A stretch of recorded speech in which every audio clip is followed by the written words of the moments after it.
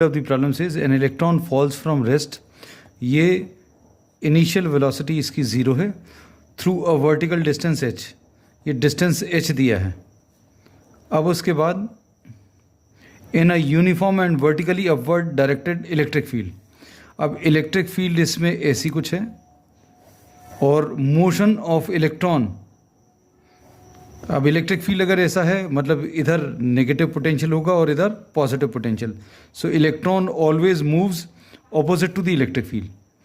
The direction of electric field is now reversed, keeping its magnitude the same. A proton is allowed to fall from rest.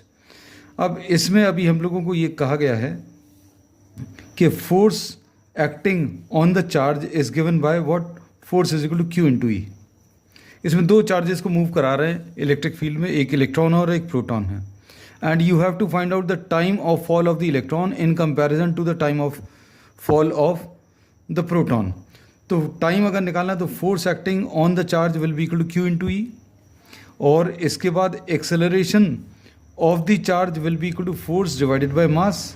इसको Q ई force रख दिया और divided by मास, ऐसा कुछ आ गया.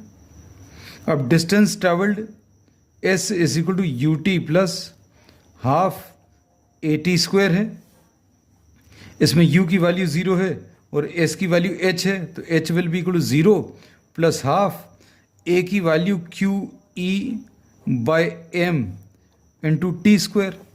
तो इससे टी स्क्वायर की value m into H upon two Q E ऐसा लिख सकते हैं. और इसको सिंप्लीफाई करने पर t is equal to under root of m into H upon two Q E. This will be the relation.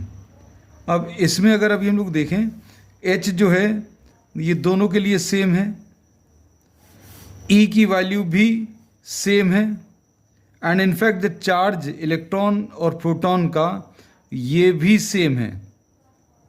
तो अब टाइम जो है that is found to be directly proportional to square root of m.